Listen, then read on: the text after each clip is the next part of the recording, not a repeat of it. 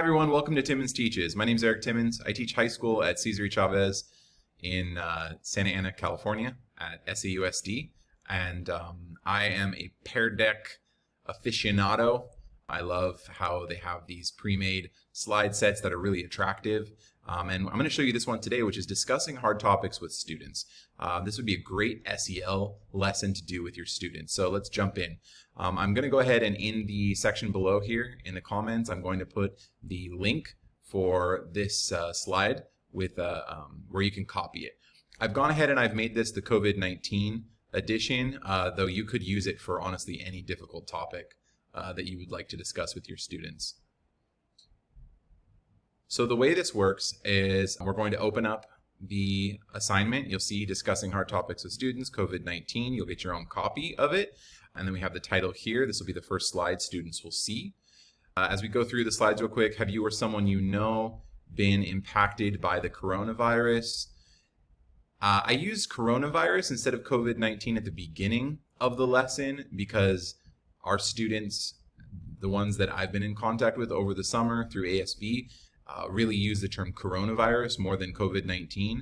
So I think it would be a good way to start off talking about it as coronavirus and then move them into the idea that what is COVID-19 versus all the different types of coronaviruses. That could be part of your lesson. So have you or someone you know been impacted by the coronavirus? They would select yes or no. And then how has the coronavirus impacted you or people you know? What are two things you've heard about the coronavirus? And I put COVID-19 to kind of introduce that idea into the discussion. And then from what sources have you heard about it? So we're getting into analyzing sources a bit here. Do you trust that source? What biases might those sources have? This is a writing section. What emotions do you have about what's happening? So we get into more SEL here. What do you think about what's going on? What's your take on it? So we get into a little bit of student agency. And then active listening, explain your perspective to your partner. Now, if you're doing this as a asynchronous activity, I would delete this slide. And the way you do that is you just select it, like you see I've done here, and hit delete. You could also bring it back and use it for a discussion. I think this would be a really good synchronous discussion slideshow to run through Zoom or Google Meets, but you could also use it as its own. Asynchronous as well. I just wouldn't do the partner one because it's too tricky to do. And then what can we do? This is another written response. So this is where we really get into empowering the students, giving students agency, giving them a voice, looking at the fact that they can say something with what's going on.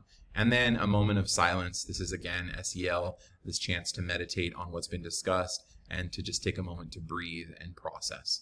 So I think this is a fantastic slideshow, especially for the beginning of the year. Let me show you how I would use it in Pear Deck. So first thing we do is we go to add-ons here. You need to select the Pear Deck for Google Slides add-on. If you don't have this already, you would go to Get Add-ons. In the Get Add-on section, you would get Pear Deck, and mine is already installed, but yours would say install here. You would then install it. Okay, so going back, let's say you've installed it. Now, you might want to restart Google Slides just to make sure it actually registers there. And then you're going to go down. You should see under add-ons, Pear Deck for Google Slides add-on. Open the Pear Deck add-on. Now, what's really important to remember is if you present this lesson without doing this step, it will just be a Google slide. None of the Pear Deck components, the drag the icon, the writing boxes, none of that will appear if you just go to present. You cannot hit present. You have to start the Pear Deck lesson. So let me show you one more time. You go to add-ons, you go to Pear Deck for Google Slides add-on, and then you come over here and open Pear Deck add-on. This window will pop up over here. If for some reason the window doesn't pop up, restart your Google Slides again. So okay, we're going to hit Start Lesson. And it's going to ask you student-paced activity or instructor-paced activity. This is where we talk about synchronous versus asynchronous. So student-paced would be asynchronous, instructor-paced would be synchronous over Zoom. So let's go ahead and start it off as student-paced, asynchronous. and it's going to say, welcome teacher dashboard. Got it. Now, don't close this out. We've gone ahead and we've opened the teacher dashboard for you, okay? But what you're going to need to do is you need to copy this link. If you're using Google Classroom, then you can share it directly to Google Classroom.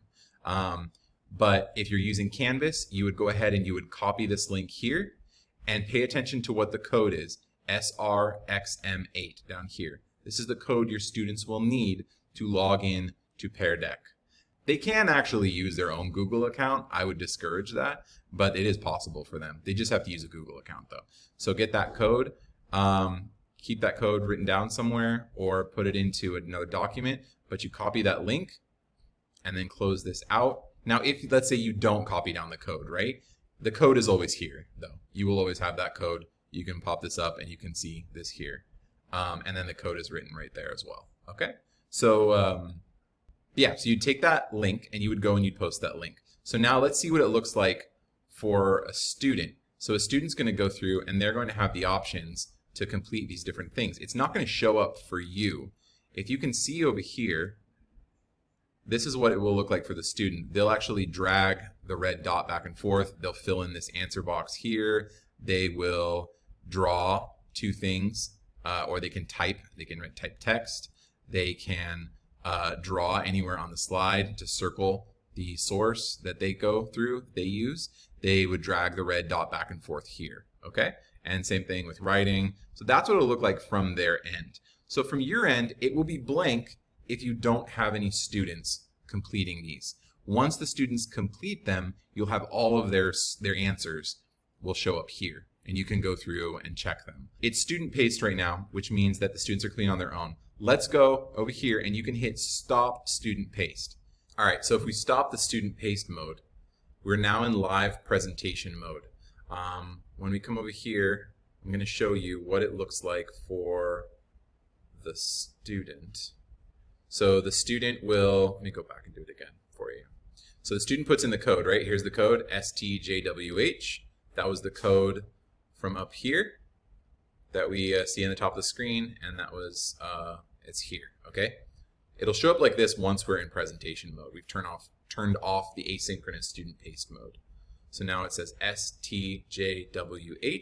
We're going to go over to our student version and log in. Come on. Oh. STJWH.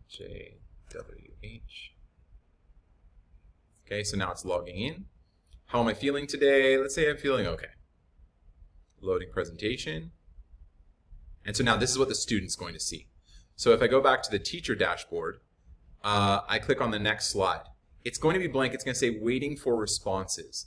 That's because the slide that they get is, have you or someone you know been impacted by the coronavirus? Now, again, I'm saying coronavirus because it's the language that they're using right now. And I'll talk to them about COVID-19 during the discussion. So let's say I say yes. I drag it over and say yes. My grandpa contracted it as the student. So if I go back to my presentation, then I would see the student response says yes. See, it's appeared now. If the student moves it to no, then you'll see the student response is no. We almost caught it moving there. So if you have, 20, 30 students, they'll have all their red circles. It's a little chaotic at first. They love to move the circles back and forth, but for the most part, they follow along and move it where they're supposed to. If you just drag your mouse over the top, you'll see it says the name of the student. Okay, so if we move on here, so now we go on to the next section. This is a discussion of how has the coronavirus impacted you or people you know. So I could say,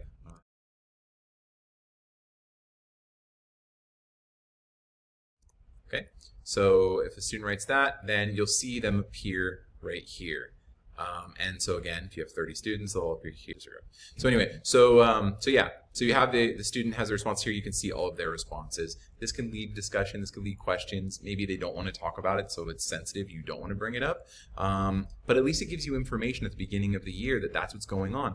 And I can put together the SEL data that I'm collecting through Pear Deck, which is I have a neutral face, and I have a student who says that his grandpa's really sick with COVID.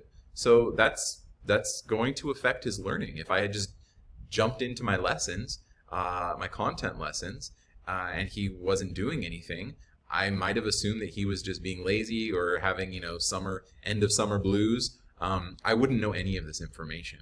Okay, so next step here, if we look, it says, what are 2 things you've heard about the coronavirus, COVID-19? I'm introducing the idea now that it's actually specifically COVID-19. So students draw anywhere on the slide. So maybe he knows that his grandpa is struggling to breathe, so he would draw this man and air, or coughing, I don't know, okay? And he could talk about it or not talk about it, but at least it's something, it's kind of therapeutic, to draw on here. It's fun, the kids like it. He could also type too. He could also say, it's just like the flu. All right, and so that gives you another conversation to have or to think about in the next coming steps here, which you'll see. All right, so these are 2 things that he's heard. Now, notice it says it's not facts, it's just 2 things that he's heard. All right, next question, from what source have you heard about it? Okay, so now we started getting into analyzing our sources. So if his source is, let's see, so that's how to type. If he clicks on pencil, if his source is Facebook, the color we can see. Source is Facebook, and let's say his other source is Twitter. Which I don't know too many of the kids that are on Twitter. But if his source is Twitter and his source is Facebook, those are his 2 sources for daily information and probably his friends, then I don't know. We can get in some conversation about how accurate those sources are. I'm sure we can also get in a conversation about how accurate this source is, depending what he's watching. And so yeah, there's a lot of conversation to be had, and I'm not saying that you need to preach to them about what they should be doing. All I'm saying is that this would be a wonderful opportunity to pose questions to get them to consider the information that they're getting. And you can maybe give them articles. And so this shows up here. You have you'd have more responses below if we have more students. So the rest of these activities, it goes through and it kind of guides you along into, what biases might those sources have. And then it talks about, it goes into what do you think about what's going on. So it's thinking about the voice, that they have agency, that students don't have to just accept what's happening, that they can actually do something about it. But with that said, if you're not comfortable with that conversation, in your Google Deck, like I showed you before, you can just click on it and you can, I would have that conversation, but like, let's say this one here about what can we do, you can delete it, it'll go away, right? So if you want to do that, you can. I think it's important, but it's your classroom, it's your choice, right? So yeah, so these are all the things you can do. I wouldn't get rid of the moment of silence. I really like that at the end. It's a chance to sit and reflect and think about all of the hard topics that have maybe come up, all of the personal situations that have come up. And it's just a nice way to end the session. And I would let the students know that you're going to stick around maybe afterward for a little while, or that you will that they can email you if they have anything that they'd like to discuss, or they can maybe text you on Remind or whatever apps you're using, message you through Canvas or Google Classroom. If they need to talk to someone beyond you, maybe if they need to talk to a counselor or someone. So yeah, so I really, really like this presentation. I think it's a great way to start the year, especially in these trying times. Once you're done with it, with the presentation, you would hit end.